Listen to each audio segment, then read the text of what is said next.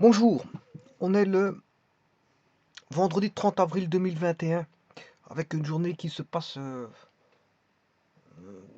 bien par rapport à celle d'hier où on avait de la pluie et toute la semaine passée jusqu'à avant-hier on avait un ciel azuré mais bien sûr avec une certaine brise, une certaine fraîcheur. Mais aujourd'hui, bon, par rapport à la journée d'hier, ça semble se rétablir. On voit petit à petit bon, la disparition des nuages qui sont plutôt disparates dans le ciel. Ceci peut-être augure une bonne journée, mais vous savez que ça évolue comme beaucoup de choses évoluent. Et notamment dans la génétique, il y a beaucoup de choses qui évoluent. Alors, ceci étant dit, je vais justement à proprement parler un petit peu d'aborder la définition de la génétique. Et rien quoi de mieux que d'entreprendre voilà, la visite d'un très beau site qui voilà, qui introduit ces notions de génétique et qui définit la génétique en ses propres termes que je vais vous présenter. Donc ce site c'est Génopole, donc déjà c'est dédié aux gènes, Génopole, on retrouve gène, géno de gène. Et bon, donc ici ils en donnent une définition euh, je ne sais pas si c'est la leur ou si vous avez été la tirer quelque part. Bon, en tout cas, dans la génétique, dans le mot génétique, il y a le mot gène. Gène.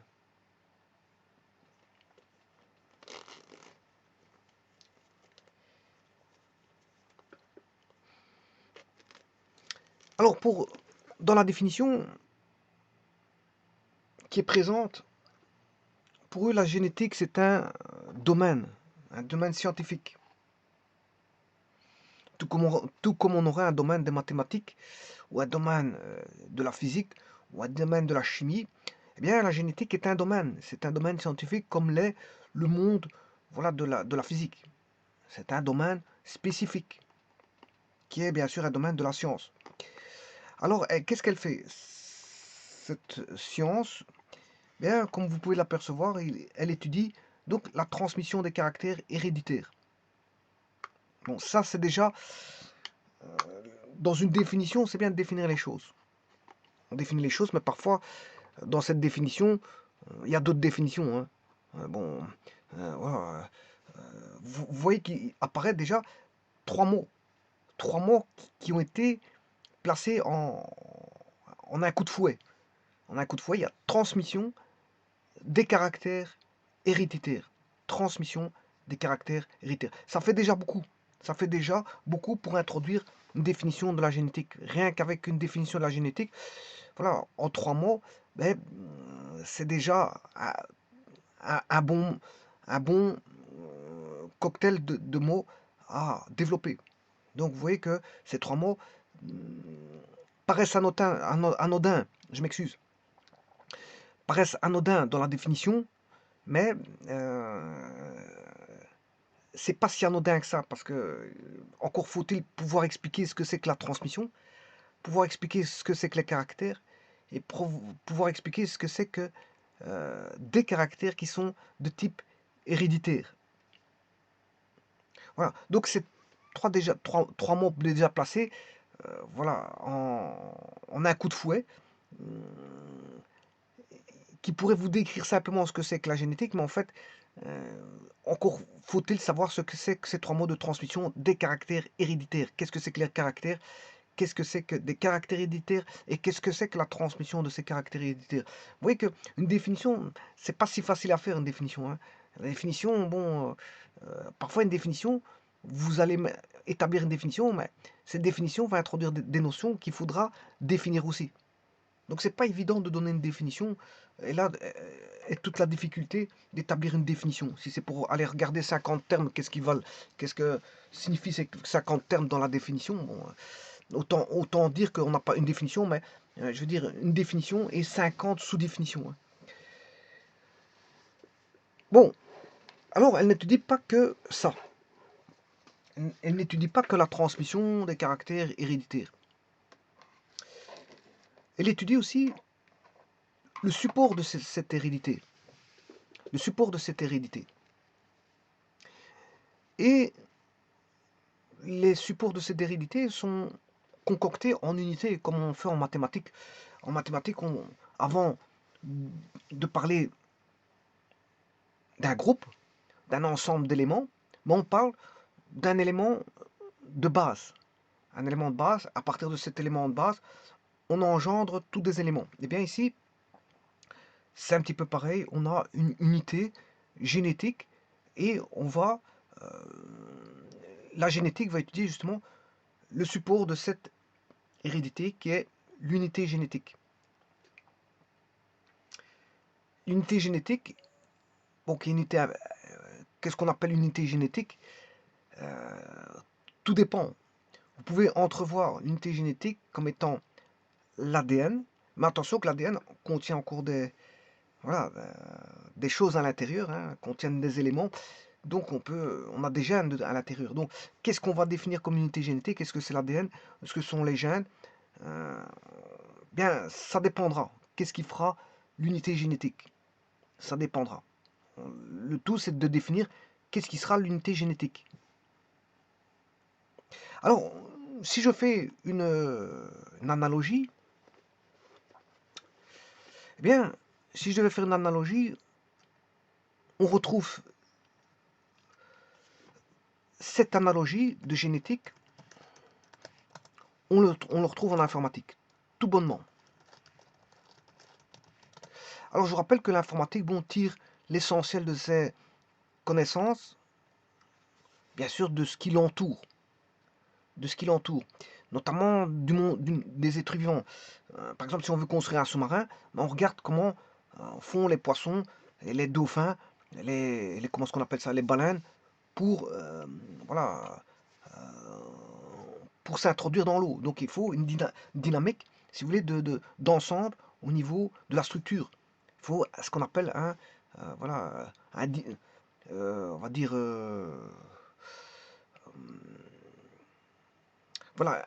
un coefficient de pénétration dans l'eau. Coefficient de pénétration dans l'eau du submersible. Donc c'est pour ça que les submersibles souvent ont la forme d'un poisson. Parce qu'on a étudié le poisson, on s'est dit, bon, le poisson fait ça, ça, ça. Bon, regardons ce qui existe dans la nature pour créer ce qui existe, pour créer de l'existant. Voyons ce qui existe dans la nature pour créer de l'existant qui est en fait une pâle copie du poisson. Une pâle copie du poisson. Et qui va servir, bien sûr, aux besoins des êtres humains. Eh bien, dans la génétique, on retrouve une pâle copie de la génétique en informatique. Tout comme on retrouve une pâle copie du cerveau, toujours en informatique.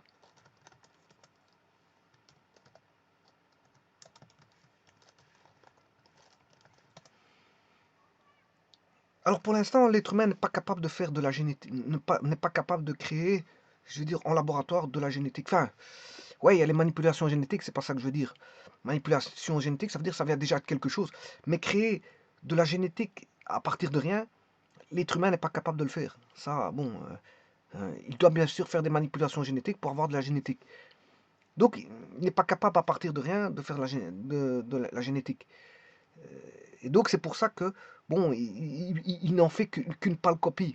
Il fait des copies, mais une pâle copie. Bon, il n'aura pas une copie de ce qui se passe dans la génétique. Et c'est pareil avec le cerveau. S'il veut copier le cerveau, il est en train de copier, mais sans recréer un cerveau. C'est ce qu'on appelle l'intelligence artificielle, mais on est loin d'un cerveau. Voilà, l'intelligence artificielle, on est très loin d'un cerveau.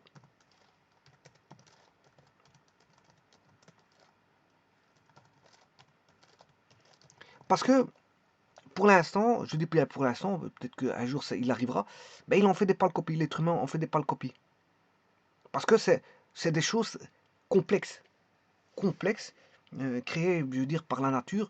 Et la nature, quoi de plus, la forme la plus intelligente qui puisse exister, c'est la nature. Bon, et pour certains qui croient, je veux dire, aux faits religieux, se diront qu'il existe un créateur qui a donné une création. Bon, ça c'est pour ce qui a trait aux religieux. Mais pour ce qui a trait au monde scientifique, ben, l'être humain tente de faire des pâles copies de ce qui l'entoure, c'est-à-dire de la nature qui l'entoure. Je vais parler la génétique. Donc, il y a une pâle copie qui en est faite en informatique. Eh bien, si vous avez compris ce que c'est le langage orienté objet. Langage orienté objet. Enfin, langage, je ne sais pas si c'est avec un U ou pas. Chaque fois, je fais un amalgame avec l'anglais. En fait, je vais mettre ça en U. Si un U, voilà. Euh, si un U, ben, vous le corrigerez. Hein. Voilà, parce que chaque fois, je fais voilà, un amalgame avec le language et le langage. Bon, il y en a un, il prend un U, l'autre pas. Je ne sais jamais c'est lequel qui prend un U. Bon, de toute façon, on dit langue. En français, on dit la langue. Ben, je présume que c'est... Bon, j'en suis pas sûr. J'en suis pas sûr. Mais enfin bref. Dans le langage orienté objet, eh bien, l'unité, c'est l'objet. L'unité est l'objet. Tout comme on peut retrouver l'unité en génétique. Hein. Je viens de vous le dire. Soit on peut prendre l'ADN, soit on peut prendre... ça dépend de ce que vous allez définir comme unité. Soit on prend l'unité qui est l'ADN, ou soit on prend l'unité qui est le... Comment on appelle ça donc le gène. Voilà, le gène. Ou je peux prendre comme une autre unité. C'est moi qui crée mon unité. Je peux créer comme unité. Enfin, définir comme unité pour mes besoins. Le chromosome. Ça dépend, bon, dans quel contexte on est. Donc, on prendra comme unité de base, mais soit le chromosome, soit le gène, soit l'ADN. Bon, donc, par contre, l'unité de base pour l'orienté objet, ben, ce sont les objets. Les objets sont des unités de base. Et donc, ces objets-là sont une pâle copie de la génétique. Je vous le dis tout de suite. Alors, pourquoi je dis ça? Parce que la génétique a trait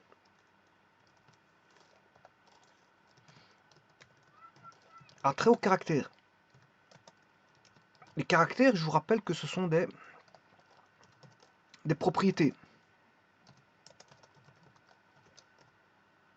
Les caractères, ce sont des propriétés. Et donc, dans le langage orienté objet, eh bien, des objets ont des propriétés. Tiens, bizarre. Bon, jusque-là, on peut se dire, bon, voilà, ça ressemble à la génétique, mais c'est pas cours de la génétique. Bon, on est loin de la génétique. Ouais, on est d'accord.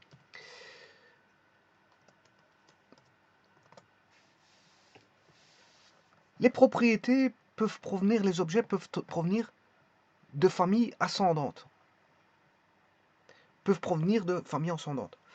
Donc, les objets sont liés à des classes.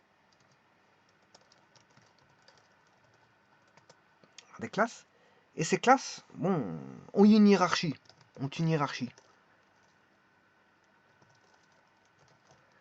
Tiens, en génétique, il y a ce fameux, voilà, cette notion de hiérarchie, d'office.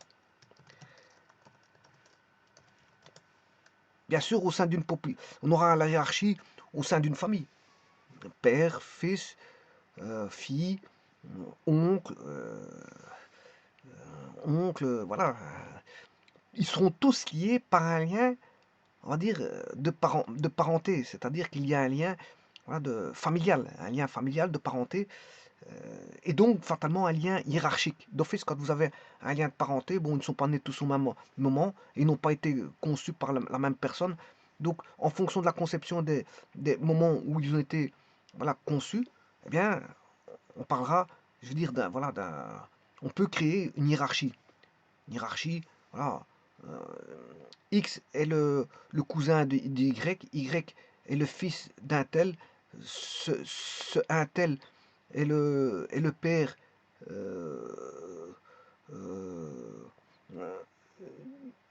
d'une dame, une paire d'une dame, etc., etc. Donc, tiens, on voit que la hiérarchie, la génétique, enfin, l'orienté objet commence à, on va dire, à ressembler à ça. Le langage orienté objet commence à y ressembler, à s'y méprendre. Je veux bien qu'il y ait quand même une ou deux, je veux dire, analogies, mais ça commence à faire beaucoup comme analogie. Alors, eh bien, ça va, il n'y a pas de problème. Continuons nos petites avancées sur notre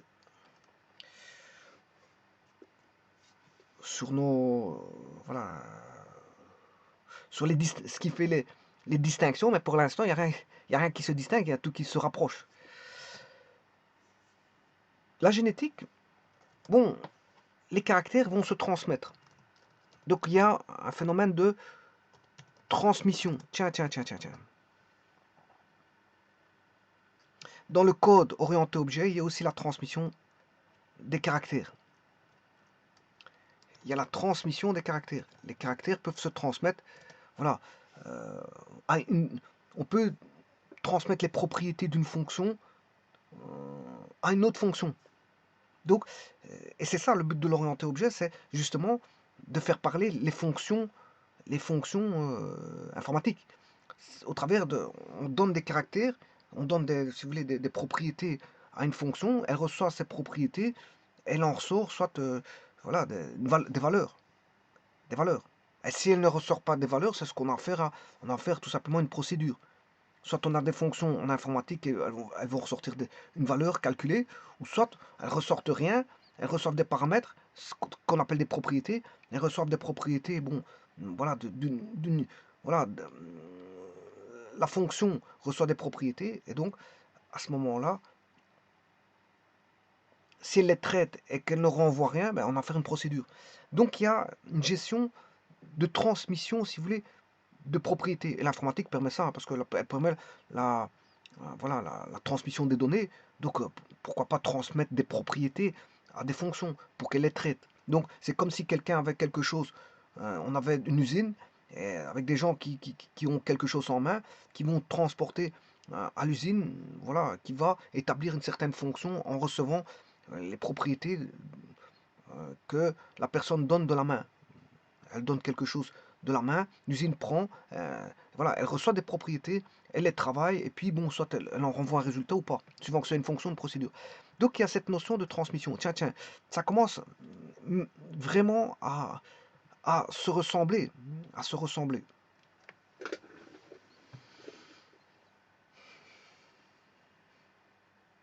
Donc on a l'unité, oui, ici j'ai oublié l'unité, l'objet, c'est l'unité informatique hein, dans le langage orienté objet. Et ici, bien sûr, vous aurez une unité génétique. Une unité génétique, je vous ai dit que c'est vous qui la prenez suivant, euh, suivant vos desiderata, c'est-à-dire soit ce sera un ADN, de l'ADN, soit un gène, ou soit un chromosome. Ça dépend, bon, qu'est-ce que vous étudiez et qu'est-ce que vous en faites comme unité. Donc on aura une unité, si vous voulez, génétique.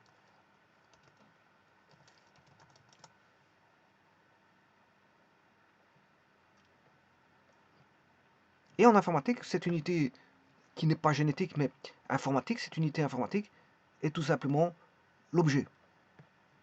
Et donc on parlera de langage orienté objet. Donc en fait on aura des objets qui seront des unités informatiques.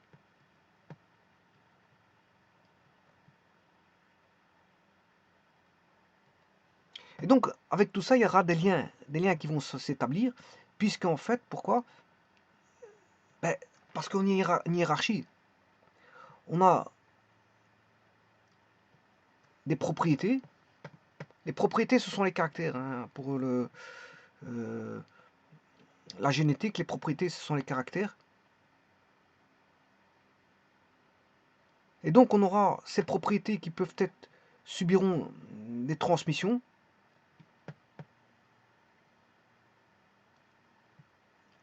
Les propriétés, ce sont les caractères. Et cette transmission va déboucher sur des transmissions de type hiérarchique. Et en langage orienté objet, on aura pareil, hein, on aura l'objet, les propriétés, des propriétés qui peuvent se transmettre à des fonctions, à des procédures, etc.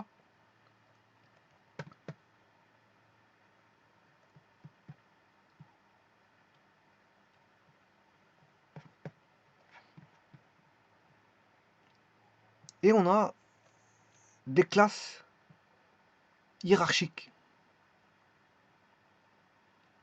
des classes toutes faites, où on peut aller chercher voilà, des objets liés à une classe. Ces classes possèdent donc des propriétés bien définies et on attribue à l'objet des propriétés bien définies au travers de classes. Donc il y a un lien, bien sûr il y a un lien objet, objet classe hiérarchique. Il y a des classes hiérarchiques toutes créées, toutes faites, mais on peut créer ses propres classes en informatique. Voilà. Donc de toute façon, c'est un petit peu pareil, c'est pareil d'ailleurs à la génétique où là on a une unité génétique avec des propriétés qui vont se transmettre à travers, au travers d'une hiérarchie.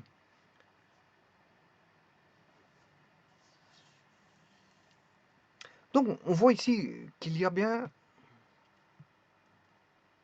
quelque chose qui est pris à quelque chose. Et je peux vous dire que la génétique a toujours existé. Je peux vous dire que c'est le langage orienté objet qui a pris, si vous voulez, ben c'est comme quand on étudie, on veut faire un sous-marin, on étudie, voilà, on regarde comment fait les poissons, les dauphins, etc. Si on veut étudier comment faire transmettre des objets, ben on regarde la génétique. On a déjà quelque chose de tout fait, mais on en fait une copie, mais elle est pâle. On a une pâle copie parce qu'on n'aura jamais de copie de la génétique. Voilà, la copie de la génétique, on l'aura jamais, à moins que l'homme est capable de créer de rien de la génétique, mais ça m'étonnerait. Pour l'instant, il fait des manipulations génétiques, oui, il se procrée, bien sûr, par accouplement ou par manipulation génétique, c'est plus rare, par manipulation génétique, mais disons que, voilà, ça se passe comme ça pour l'instant. Bon, il y a un autre monde qui a été une pâle copie, je vous rappelle, ça a été c'est le cerveau. Alors si on veut regarder par exemple faire voler un avion, ben, on regarde ben, les oiseaux, comment comment ils volent, l'aérodynamisme des avions. L'aérodynamisme, on va étudier un petit peu l'oiseau, et puis après on pourra faire un petit avion, et puis après des avions de plus en plus complexes, de plus en plus sophistiqués. Eh bien, ici, il en est de même pour l'intelligence artificielle. L'intelligence artificielle, ben, eh bien, on va regarder ce qui se passe dans le cerveau, avec les neurones, les synapses, etc. Comment ça se passe dans le cerveau, pour intégrer ça au niveau du monde informatique. Alors, sachez que on ne passe pas directement du monde informatique parce que il y a un monde qui a déjà établi pas mal d'équations dans tout ça par rapport à voilà, ce qui s'y passait dans le cerveau. Ben, mine de rien, mais ce sont ce qu'on appelle les régulations, système de régulation automatique. Donc, ce sont les automatismes. Les automatismes, euh,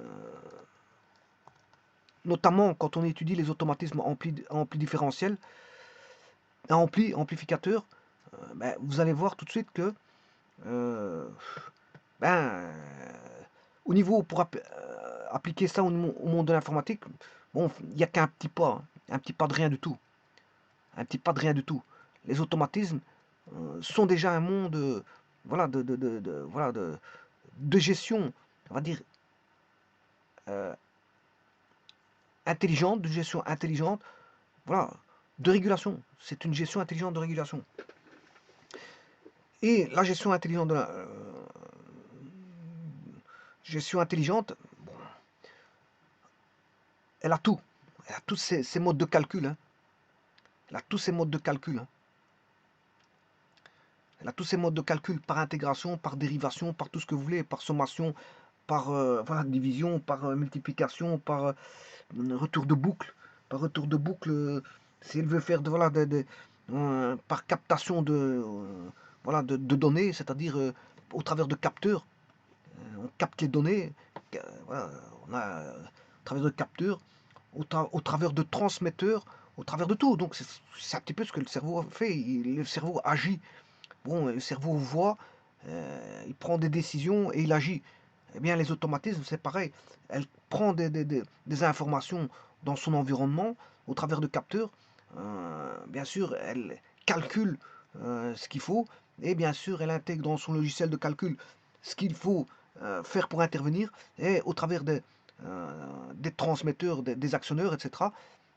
Enfin, au travers des actionneurs, ben, elle va faire agir voilà, un, un automatisme. Et généralement, ce sont des automates bien sûr qui vont réguler tout ça, des automates au travers des capteurs, etc., qui vont prendre voilà, des décisions d'action. Augmenter une pression, augmenter une température, diminuer une pression, diminuer une température, augmenter une concentration, envoyer, voilà, augmenter la température du four, voilà, éteindre un four, envoyer plus de matière au travers d'une bande transporteuse. Voilà, on est vraiment dans l'intelligence, pour ainsi dire. Pour ainsi dire. Donc, c'est un système qui n'a pas besoin d'un être humain qui va venir appuyer sur un bouton ou faire quoi que ce soit, parce que c'est le système qui répond lui-même. Le système est à même de capter ce qui s'y passe dans le processus, le process, et il est capable lui-même d'intervenir, et tout ça par des calculs, je veux dire, savamment étudiés, c'est-à-dire par des calculs matriciels, des calculs d'intégrale, des calculs de tout ce que vous voulez. Tout est intégré dans les automatismes. Tout est intégré dans les automatismes. Bon, je peux vous dire que bon, celui qui étudie les automatismes, il verra qu'il y a à boire et à manger là-dessus, avec toutes les réponses possibles et imaginables au travers de, voilà, des entrées. Vous pouvez rentrer ce que vous voulez comme, voilà, voilà, comme système, enfin comme signal. Vous aurez toujours, vous aurez bien sûr un système qui va répondre en fonction, je vais dire, voilà, d'un schéma bloc, d'un schéma bloc, et on aura des réponses à ça. Donc on a bien une réponse, comme le cerveau fournit une réponse. Le cerveau, voilà, perçoit, voilà, il prend des décisions, tout se passe dans le cerveau, et puis après il fait ses petits calculs, ses décisions, ses choix logiques, et puis après bon, il agit en conséquence via le système nerveux. Eh bien c'est tout ça qui s'y passe en automatisme. Et donc en automatisme, bien l'informatique a pris ces concepts d'automatisme pour les intégrer, je m'excuse, pour les intégrer au niveau de l'intelligence artificielle. C'est bien pour vous dire que il y a des pâles copies qui sont faites au travers de la génétique à l'informatique, qui est le langage orienté objet. Et je pourrais continuer,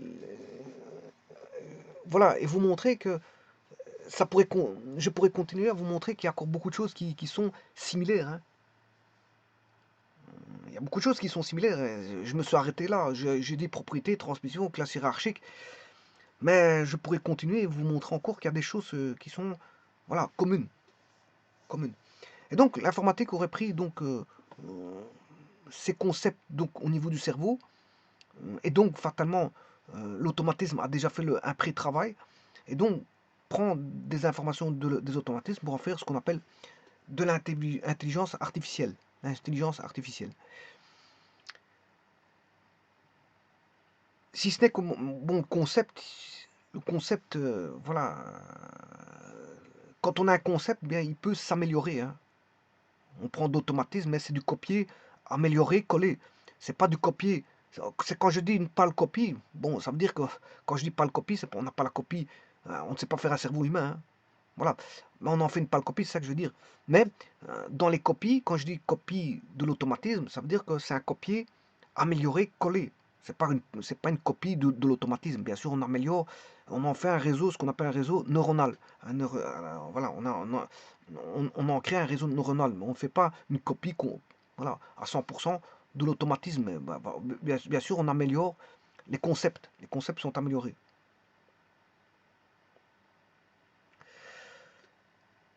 Bon, donc je reviens à ma définition.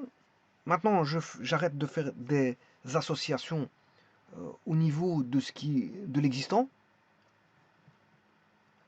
Mais c'est pour vous dire que dans la définition de génétique,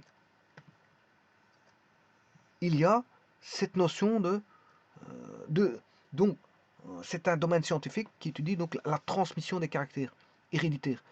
Donc on a bien des propriétés, la couleur des cheveux, la couleur des yeux, une certaine taille, etc.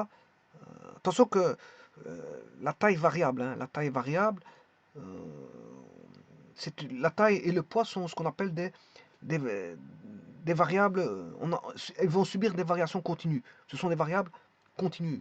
Parce que il y a deux types de variations, les variations continues et discontinues. Parfois, on peut avoir l'apparition de variations discontinues. On n'a pas toujours des variations continues. Donc la génétique est une science moderne qui a connu un essor sans précédent depuis les années 70 grâce à la découverte des techniques de biologie moléculaire, du développement du génie génétique, puis de l'apparition de la biologie à grande échelle. Aujourd'hui, la génétique ouvre des voies de recherche infinies, car le fonctionnement des gènes et des génomes est très loin d'être élucidé.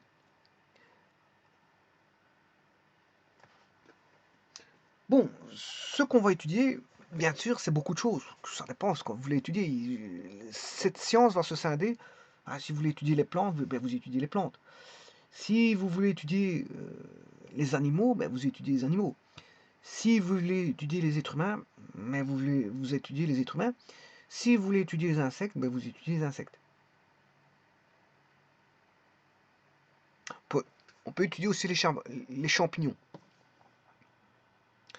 Bon, il s'avère que ceux qui étudient, parce qu'en fait, il y a, voilà, il y a des reproductions qui peuvent être sexuées et d'autres qui sont asexuées. Si je prends une des premières personnes qui s'est occupée, voilà, de la génétique, c'était un chanoine. Et lui, pour parler des notions de génétique, voilà, il ne connaissait pas, bien sûr, il ne connaissait pas le gène, ce qui s'y passait, il ne connaissait pas la notion d'ADN ni quoi que ce soit. Bon, il a pu juste tirer des conclusions, je veux dire, par rapport au visible. Parce que le problème, c'est que il y a un gros problème dans la génétique, c'est le visible. Il y a le visible, et le chanoine, je sais plus comment, Mendel, lui, il a voulu voir ce qui passait, bien sûr, au niveau du visible, sachant que dans le visible, il y a du caché. Et dans le caché, bien sûr, il y a des parties visibles. On va dire c'est comme un sous-marin, un submersible. Un submersible peut être dans l'eau, donc on ne le voit pas du tout, mais il peut être partiellement dans l'eau, et donc une autre partie à l'air. Bon, on verra ce qui est à l'air, ce qui est dans l'eau, on ne le verra pas. Si vous êtes au loin, très au loin, vous verrez qu'une partie, voilà, visible de l'iceberg ou la partie visible du sous-marin. Donc, dans les parties, dans la génétique, on peut faire l'étude de ce qui est visible, sans entrevoir ce qui est caché parce qu'on n'a pas suffisamment de connaissances, comme Mendel n'avait pas les connaissances de l'ADN, ni du génome, ni des gènes, ni du chromosome, ni quoi. Il n'avait aucune connaissance de tout ça. Mais dans le caché, il y a le visible. Donc, dans tous les cas, dans tous les cas de figure, il y a une partie cachée. Et c'est ça qui est le plus compliqué, c'est la partie cachée. Parce que Mendel a, à son époque, vu ce qui était au moins visible. Et pour voir ce qui était visible, comme la génétique provient donc de... Il voulait voir les transmissions. Les transmissions de quoi? Mais des caractères. Et donc, y voir une notion de hiérarchie. Enfin, la hiérarchie était établie du fait parce qu'il y avait des transmissions de caractères, justement, de type hiérarchique. Et c'est ce que Mendel a voulu, justement, entrevoir. Et c'est ce qu'on appelle, justement, l'hérédité. L'hérédité, c'est de voir que l'ensemble des caractères transmis des parents aux descendants, bien qu'il y a un lien. Il y a un lien, donc, de l'ensemble des caractères des parents aux descendants. Alors, les parents, c'est qui? Ben, ben, c'est la mère et le père, hein. Ce qui veut dire, si les descendants, c'est la mère et le père, ça veut dire que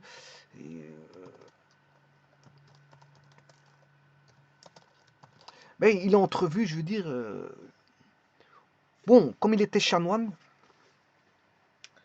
pour ne pas parler, je veux dire, de, bon, voilà, pour ne pas choquer au niveau euh, sexualité, ben, pour ne pas choquer, ça c'est une chose, parce que c'est une époque, en plus il était chanoine, c'est une époque, c'était comme ça, voilà, fallait pas trop choquer au niveau de, voilà, de parler de sexualité, bon, et surtout qu'il était chanoine, hein, donc bon, parler de sexualité, je veux dire, ça pouvait choquer à cette époque-là, mais aussi que euh,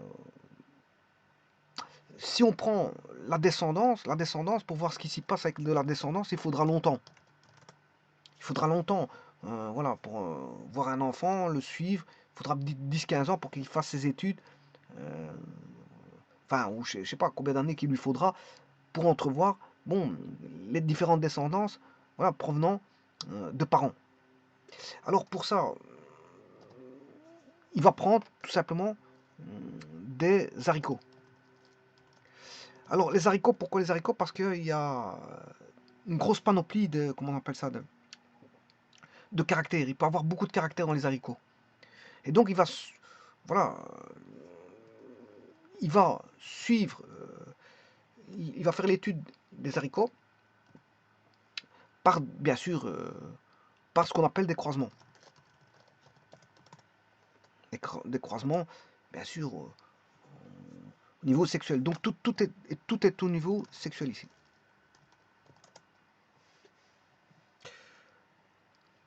Donc ce qui est normal parce que ce sont, voilà, il y a la reproduction sexuée et asexuée, et que il s'imagine que dans la reproduction, mais, il y a justement dans le croisement, si je prends un haricot H1,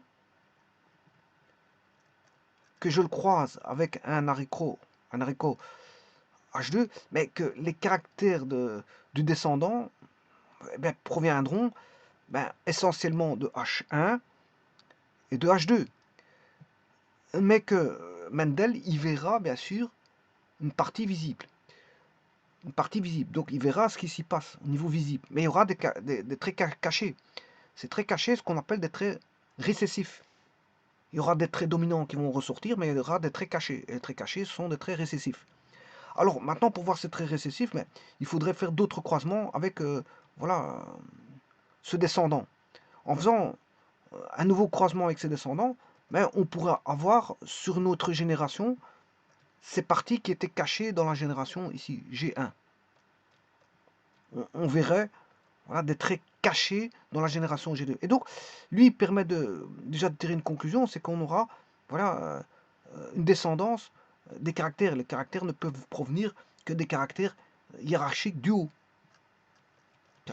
Caractère, y a, rien ne se crée, rien ne se perd. En fait, c'est un principe de conservation.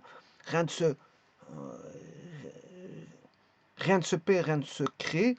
Tout a été transformé. Il s'agit tout bonnement d'un principe de conservation, de transformation qui va aboutir à un principe de conservation.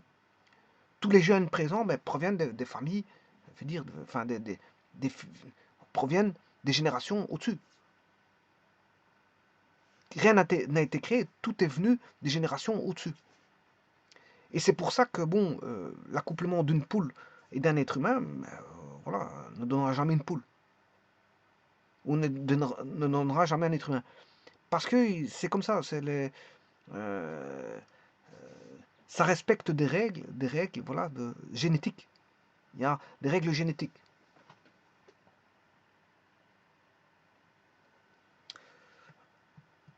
Donc vous voyez que c'est au niveau, ils ont étudié, le chanoine l'a étudié au niveau, voilà, au niveau de transmission, on va dire, des caractères déjà préexistants dans les générations, je veux dire, ascendantes. ascendantes. Alors, historiquement, l'étude de la couleur, de la forme des petits pois par le moine Grégor Mendel, donc lui s'est occupé des pois. Alors, lui, il n'était... quand je dis qu'il s'est occupé des pois, bon, il connaissait pas, bien sûr, le code génétique. Par après, on a fini par comprendre qu'il y avait un code génétique. Voilà. Et ce code, il est contenu dans les gènes, c'est-à-dire dans l'ADN. Je dirais une partie de l'acide désoxyribonucléique de quelques milliers de paires de bases. Alors, j'ai oublié de vous dire tout à l'heure, voilà, quand je parlais d'analogie avec l'informatique, bien sûr, vous aurez compris qu'il y a le phénomène ici de codage. Il y a un codage, tout comme on a un codage génétique ici. C'est un vrai codage, hein, au travers voilà, codage au travers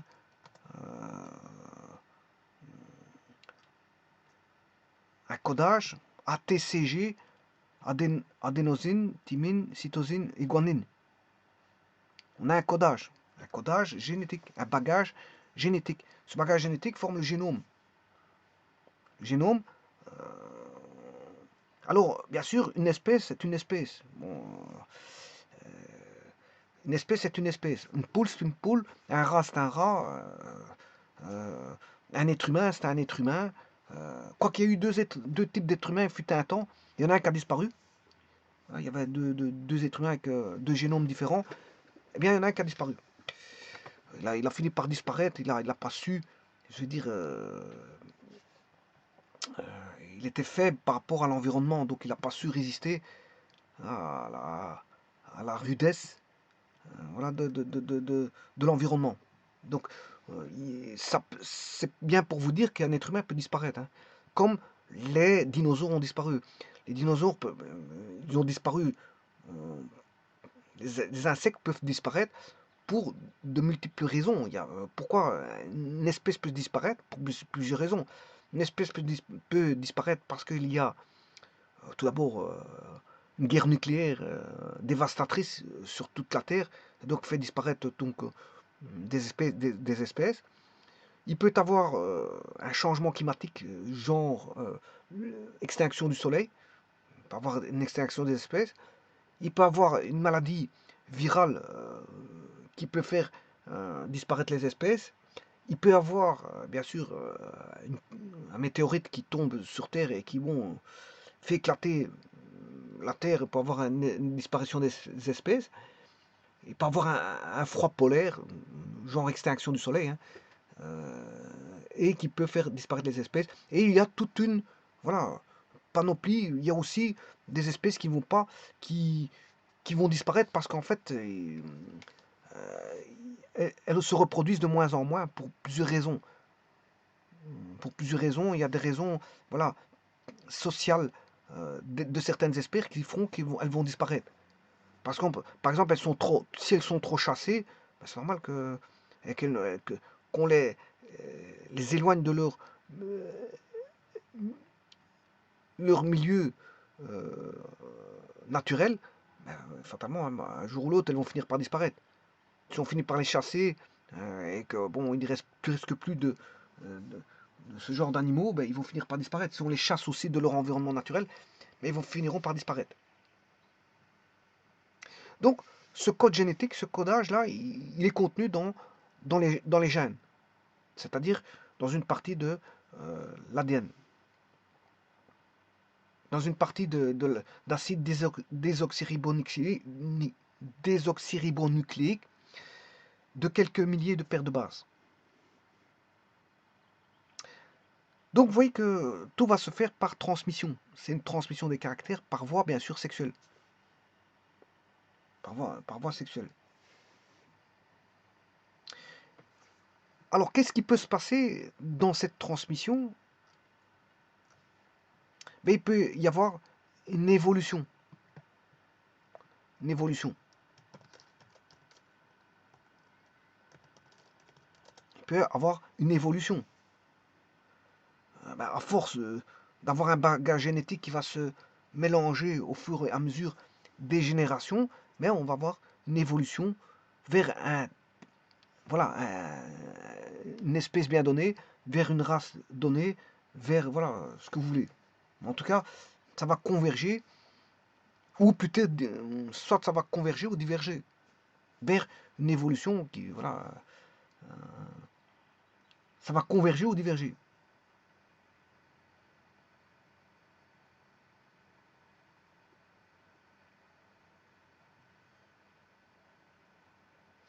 Alors, on étudie la génétique parce que justement, dans la génétique, il y a ce qu'on appelle des maladies de type génétique qui se font par transmission. Alors, quelqu'un qui a un bobo ou un mal au niveau génétique, ben, il va le transmettre à ses générations d'en bas. Il y en a qui seront récessives, il y en a qui seront dominantes. D'autres, certaines maladies seront perceptibles au niveau de certains, et d'autres, elles seront cachées, mais elles vont apparaître dans d'autres générations. Donc, le problème, c'est que ça va introduire des maladies qui vont se propager, qui vont se transmettre d'une génération à l'autre. Et donc ça c'est malheureux parce que quelqu'un qui n'a rien demandé ben, reçoit la maladie voilà, de quelqu'un qui est ascendant. Il a la même maladie qu'un ascendant et il a rien demandé. Et c'est pour ça que les maladies génétiques, bon, il y a ce qu'on appelle l'étude des maladies génétiques. Euh, Maintenant, si ce sont des maladies génétiques rares, si elles sont rares, c'est un petit peu embêtant parce que là, à ce moment-là, on trouve très peu d'aide là-dessus. Très peu d'aide parce que justement, comme au niveau. On fait un médicament quand il y a de nombreux malades, hein. Quand il y a de nombreux malades, on fait un médicament. Mais s'il y a un malade, on va pas faire produire une usine de médicaments qui va coûter énormément cher. On va pas lancer une production pour 10 personnes qui sont atteintes dans un pays, hein. Voilà. Donc je vous dis, c'est pour ça que les maladies, on va dire, orphelines, et parfois des maladies génétiques orphelines, mais je veux dire, sont les parents pauvres voilà, euh, de la médecine. Parce que c'est normal, les médicaments qu'on va y trouver, ben, on va pas produire des boîtes de médicaments pour 10 malades. Le besoin de produire, de production, bien sûr, est le miroir, bien sûr, d'un d'un profit. D'un profit. Les gens ne font pas des usines pour perdre de l'argent, ils font des usines pour gagner de l'argent. Donc quand ils font des usines, c'est pour faire satisfaire un service, voilà, satisfaire des besoins, notamment ici en médicaments. Et donc c'est pour avoir un certain profit. Ils vont générer voilà, du profit par l'entremise d'une aide à la médecine. Donc ils seront une aide, l'usine de médicaments sera une aide à la médecine, mais bien sûr, en contrepartie, il faut que bon, elle puisse lancer ses chaînes de production, bien sûr, par l'entremise de gains, de profit. Sinon, si elle n'a pas de profit ni de gain, vous comprendrez que l'usine, elle peut fermer, hein. Elle peut fermer ses portes. Euh, qui va payer les machines, qui va payer les êtres humains qui sont généralement des, des grands scientifiques ou des personnes compétentes. Même dans la chaîne de production, on va chercher des personnes compétentes. Mais si on a le grand savoir, le know-how, bien, ça demande des personnes qui sont payées. Voilà, ils ne vont pas venir travailler pour des cacahuètes, ça, je vous le dis tout de suite. Donc, euh, ça demande de l'argent et donc on ne va pas produire 10 boîtes de médicaments pour 10 malades. Le problème, il est là. C'est un parent pauvre. Donc là, l'idéal, c'est que les personnes qui ont une maladie génétique, on va dire orpheline, c'est de s'associer avec le plus grand nombre de personnes qui ont ce type de maladie dans le monde, et donc c'est d'avoir une association au niveau mondial. Et là, peut-être que euh, on aura atteint un certain nombre de personnes, et peut-être qu'il y a moyen de sortir voilà, un médicament. Mais si on devait sortir un médicament, vous comprendrez que la boîte sera très coûteuse parce que on en a sorti que quelques-unes parmi voilà, que quelques-unes, et la production de quelques-uns, voilà, c'est comme si on devait sortir, on n'aurait pas de chaîne de production, voilà, d'un type de voiture, enfin, d'une marque de voiture, on ne sort pas une chaîne de production, enfin, on ne sort pas de voiture à la chaîne, mais on sort une voiture, on va dire, toute faite pour une seule personne. Bon, là, ça va coûter, c'est normal, la voiture va coûter cher, hein. C'est une voiture qui est standardisée, qui n'est pas, qui est hors standard, hein, qui répond, je veux dire, aux besoins d'un client. Bon, là, on est en dehors de la chaîne, hein. Ce n'est pas quelque chose qui va se retrouver dans la chaîne, c'est quelque chose qui va être travaillé en aparté. Et donc ça va coûter énormément cher. Donc les maladies génétiques orphelines, fatalement, sont les parents pauvres de la médecine parce qu'en fait, bon, on y trouve très peu voilà, de soins qui le sont dédiés. Parce que pour une question de coût, c'est une question de coût. Donc on a le problème, c'est que les transmissions, les évolutions et transmissions peuvent faire apparaître des maladies que certaines personnes n'ont pas demandé. Parce que de toute façon, une maladie, on ne demande pas à avoir une maladie.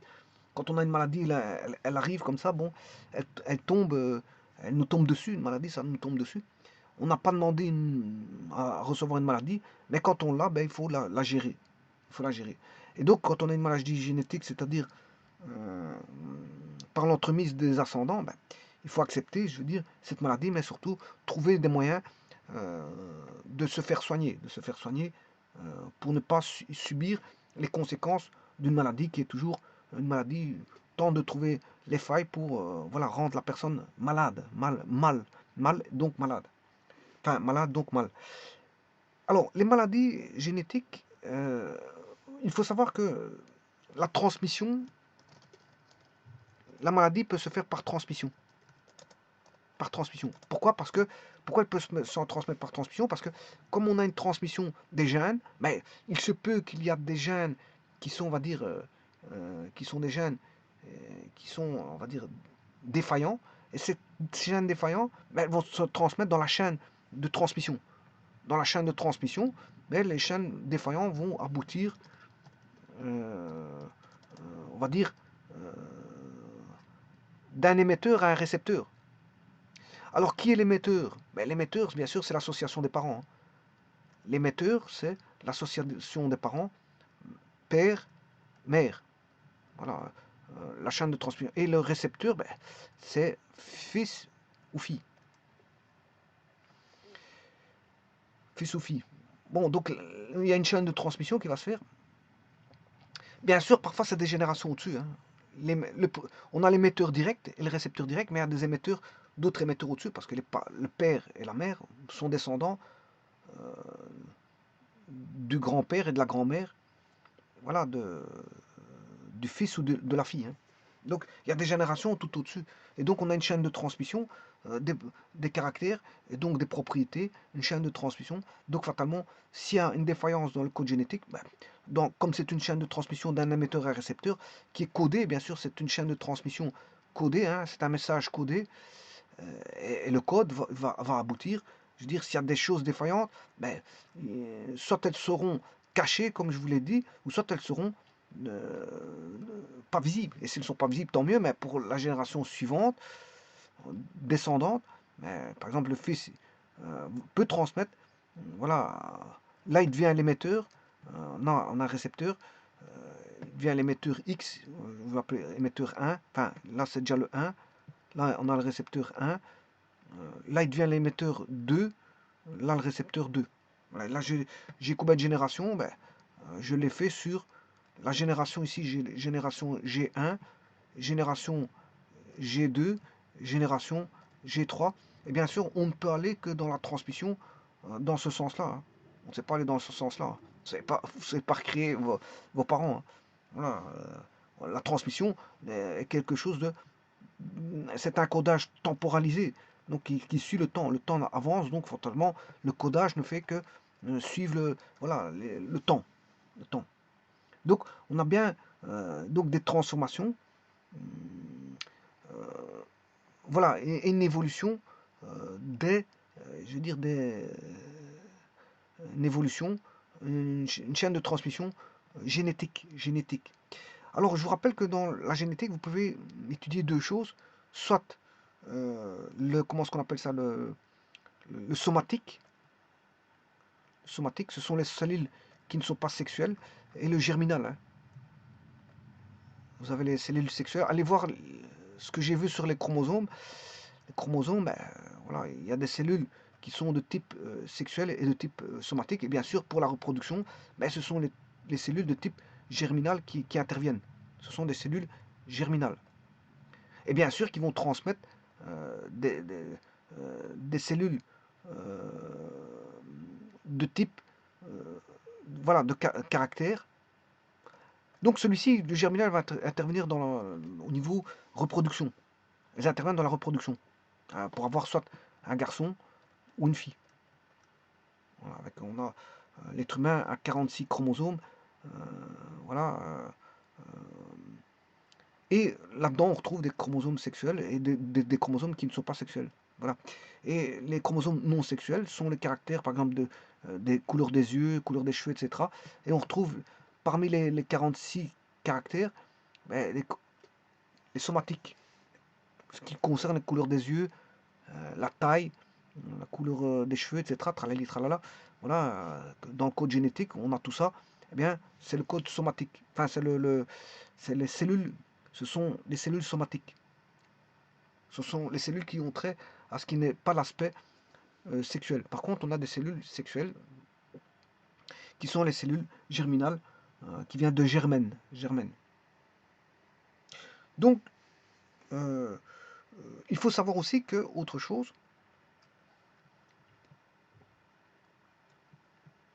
les maladies génétiques, bon, vous comprendrez qu'il y a un facteur, dans les maladies, il y a un facteur, il y a plusieurs facteurs dans les maladies.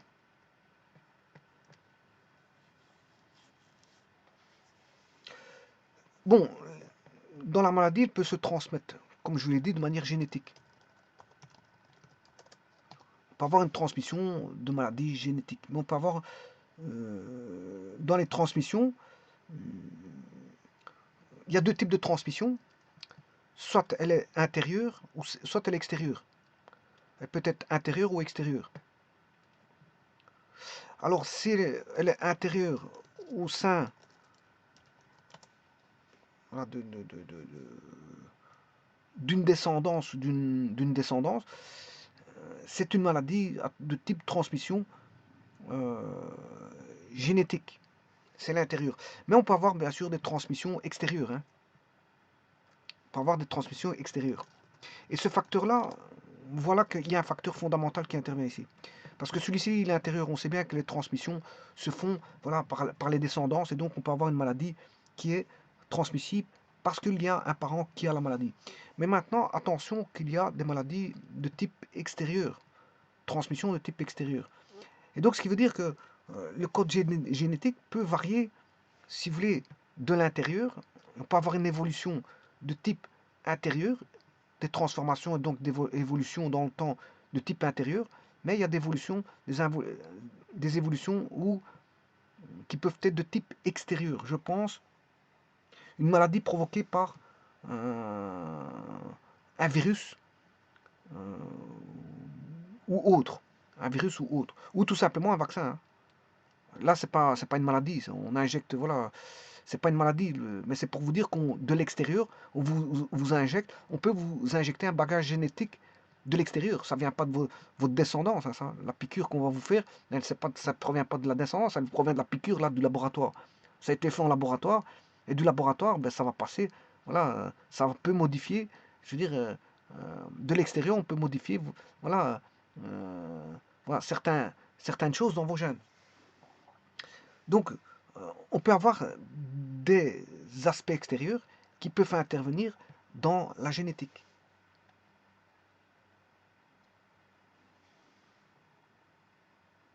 Donc, je dirais, il y a un système de transmission, d'évolution, et donc fatalement de commande. Il y a une chaîne de commande. Qui dit transmission, on dit une chaîne de commande. Et cette chaîne de commande, elle est commandée par un code donc présent, qui est le code génétique, et transmis par les cellules reproductrices des parents. Bon, et c'est ce que Mendel a fait, il a pris des haricots. Des petits pois, non, des petits pois d'haricots, c'est ça. Il a pris des petits pois d'haricots, il a pris des haricots. À l'intérieur, il y avait des petits pois.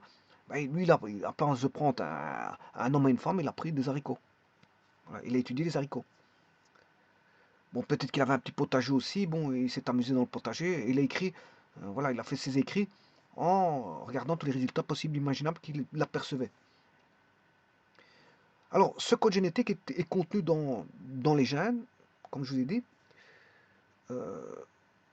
Et tout ça pour vous dire quoi? Que le milieu dans lequel on vit agit également sur le développement. Donc vous voyez que le milieu extérieur, sera un facteur qui va s'associer avec le facteur intérieur.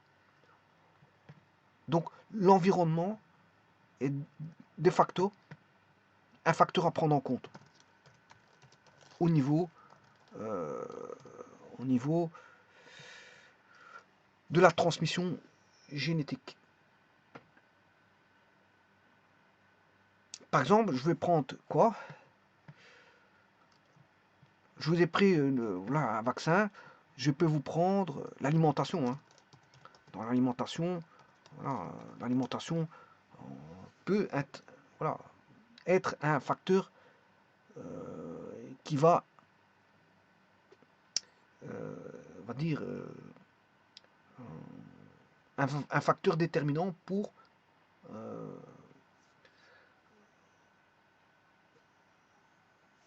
un facteur déterminant qui va agir sur, sur les gènes. Je pense par exemple, enfin, l'alimentation, parce qu'il existe des molécules dans l'alimentation, voilà, il faut aller voir ce qui s'y passe là-dedans. Voilà, mais je peux prendre par exemple le soleil. Hein. Le soleil, ben, ça va changer quoi? Ben, les pigments. Hein.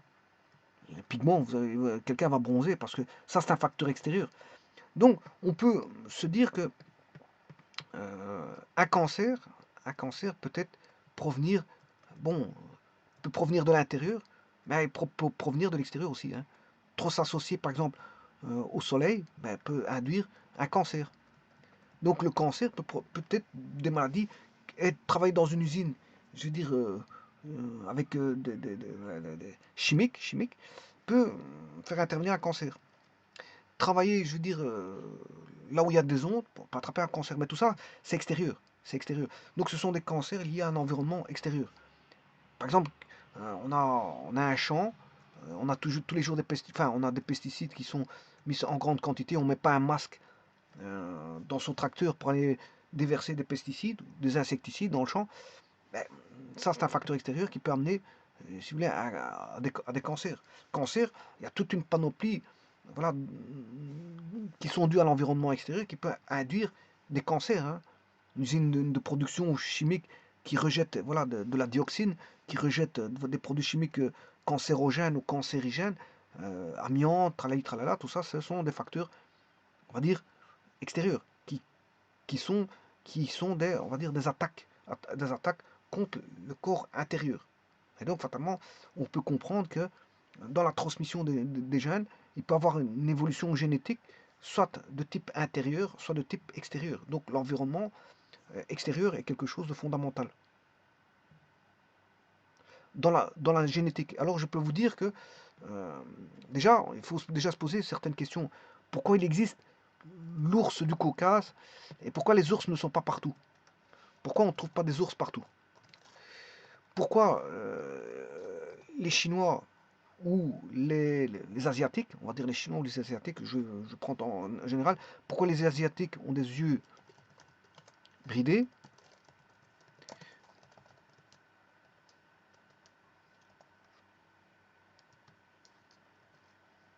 Bon, petit problème.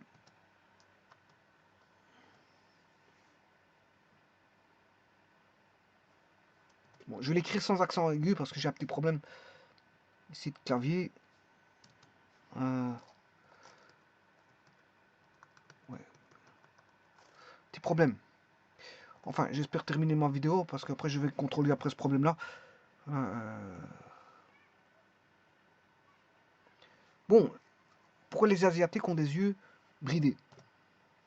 Bon, il manque un accent aigu, c'est tout à fait normal. Hein. J'ai un petit problème de clavier que je résoudrai par après. Voilà, je regarderai par après.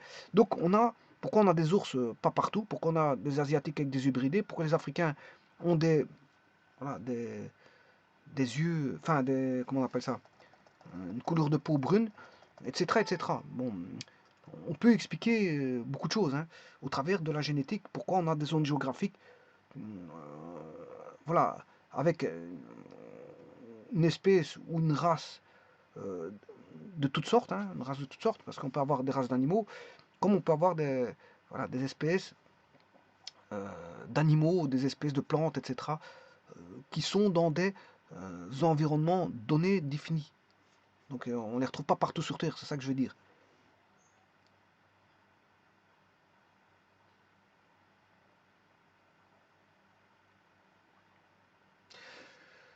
Donc,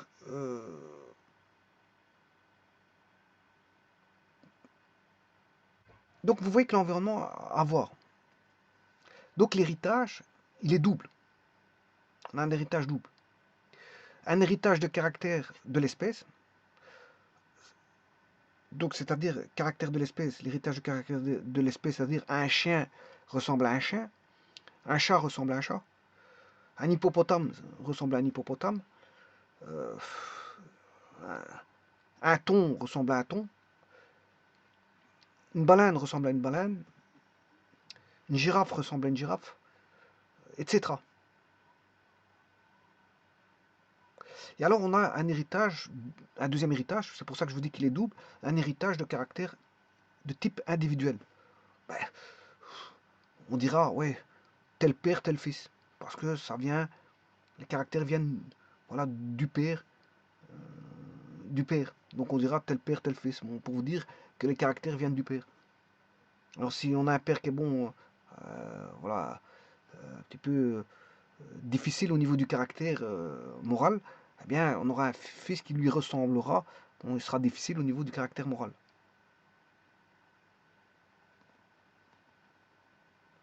Alors, un des premiers scientifiques qui s'est penché justement sur ces problèmes, ça a été le chanoine, comme je vous l'ai dit tout à l'heure, Mendel, chanoine Mendel.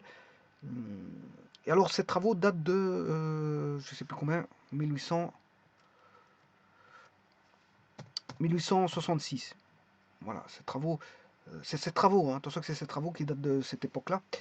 Et il a entrepris donc des expériences, notamment sur les poids, euh, qui sont des conclusions qui sont encore valables aujourd'hui. Donc, sa science, bien qu'il a vu la partie visible de l'iceberg, parce qu'il a entrepris tout ce qui était visible, hein, il a mis des poids, il a cultivé des poids, il les a croisés, et il en a tiré des conclusions en écrivant. Il a mis différentes races de poids. Parce que, pourquoi il a pris les poids? Parce que le poids d'haricot, parce qu'il y avait toute une multitude de caractères dont il pouvait, je veux dire, manipuler. Bon, comme c'était riche en caractères, j'ai déjà fait une vidéo là-dessus, hein, sur voilà, le nombre de caractères que pouvait avoir un poids. Vous allez voir cette vidéo-là, voilà, je vais la présenter un jour, je peux même la retrouver et vous la mettre en lien ici. Et donc c'est pour ça qu'il a pris les poids, parce que c'était riche. C'était riche. En plus de ça, bon, ça ne fait pas intervenir des êtres humains, mais il l'a fait malgré tout par croisement. Croisement.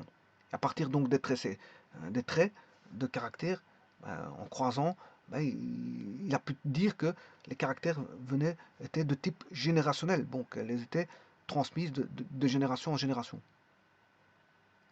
Et donc ça n'a jamais été contredit, et ça constitue, si vous voulez, les prémices même de la génétique, sans savoir qu'il existait l'ADN et autres. Et autres.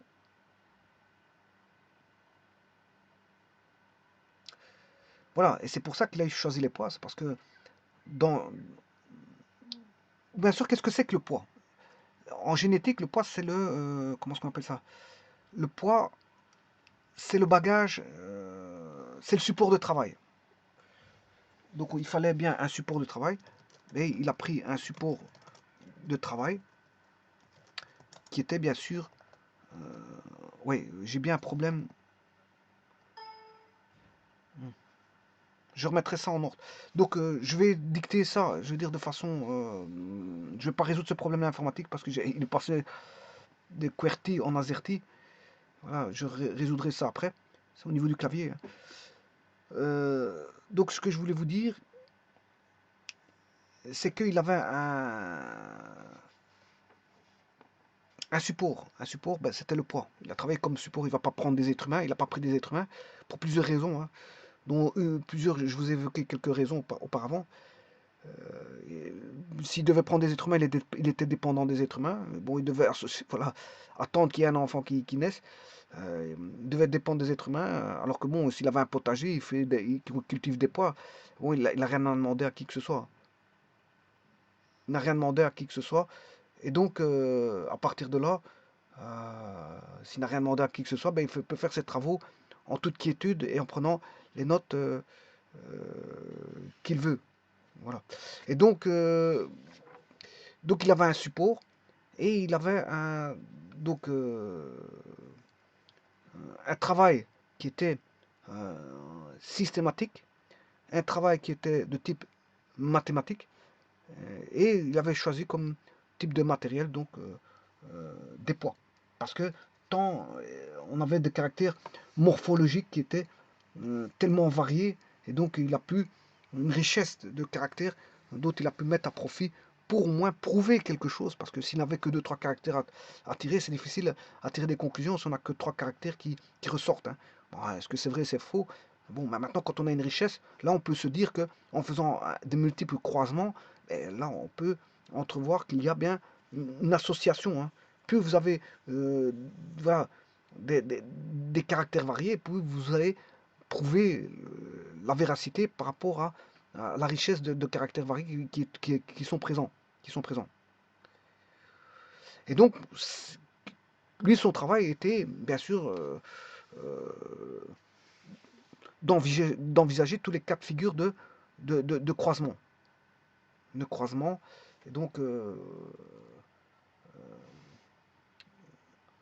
croisement possible et imaginable.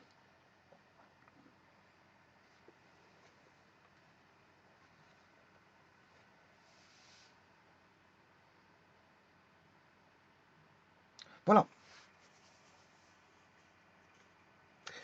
Donc je vais revenir au niveau du site ici pour vous dire que, ouais, voilà, je disais que euh, historiquement l'étude de la couleur et de la forme des petits pois par le moine Grégor Mendel, ou des yeux et des ailes de drosophile, quand vous faites des études de génétique, ce qui vient, c'est soit les haricots, soit les ailes de drosophile qui sont étudiées. Mais qui est-ce qui étudie ça? Ben, en fait, c'est parce que c'est, ou les petites mouches du vinaigre, hein, qui est Thomas Morgan. Voilà, c'était fait, c'est l'expérience de Morgan. Il y a eu les expériences de Mendel, les expériences de Morgan. Mendel, c'est sur les petits pois. Hunt, Morgan, c'est sur les ailes de drosophile, ou encore celle des sacs de sport bien ordonnés du champignon préféré des étudiants de génétique. C'est ce qu'on appelle la Neurospora crassa, qui est voilà, un champignon. Voilà, donc en fait, soit on étudie dans les écoles, hein, probablement que vous avez sûrement fait de la génétique, comme tous les étudiants ont fait de la génétique. Hein, bon, là, quand on étudie les cours de biologie, bien, la cours de génétique, et donc dans la génétique, soit vient les petits points de Mendel, soit vient la mouche, euh, la drosophile, voilà, la drosophile, qui est l'expérience de Morgan, ou soit vient les champignons qui est là, Neurospora crassa. Et vous ne pouvez pas échapper à ça quand vous faites des études de biologie, donc fatalement, quand vous faites on va dire la connaissance de la génétique. Voilà. Et là, elle permet de comprendre donc les caractères qui se transmettaient de génération en génération grâce à des unités matérielles d'information génétique. Et ça, ce sont les unités que je vous disais tout à l'heure, unités d'information génétique, unités matérielles d'information génétique. Les gènes. Les gènes ici, ils sont pris comme euh, les gènes, il est pris ici comme unité matérielle d'information génétique. On pourrait prendre l'ADN, pourquoi pas. Voilà, disposés le long des chromosomes. Plus tard, on découvrit que les gènes étaient en fait des portions d'une molécule déjà repérée dans les cellules, l'ADN, l'acide désoxyribonucléique. Les généticiens ont cherché ensuite à identifier les gènes impliqués dans des maladies pour tenter de les soigner. C'est ce qu'on appelait la génétique médicale, à déterminer la part génétique de traits quantitatifs comme la taille, le poids, le rendement en culture, pour améliorer les variétés cultivées ou les races d'animaux d'élevage. Génétique quantitative. Voilà. À étudier les facteurs qui régissent l'évolution des caractères à l'intérieur des populations, génétique des populations, ou encore comprendre l'adaptation et l'évolution des espèces. La génétique est une science moderne qui a connu un essor sans précédent depuis les années 70 grâce à la découverte des techniques de biologie moléculaire, du développement du génie génétique, puis de l'apparition de la biologie à grande échelle. Aujourd'hui, la génétique ouvre des voies de recherche infinies car le fonctionnement des gènes et des génomes est très loin d'être élucidé.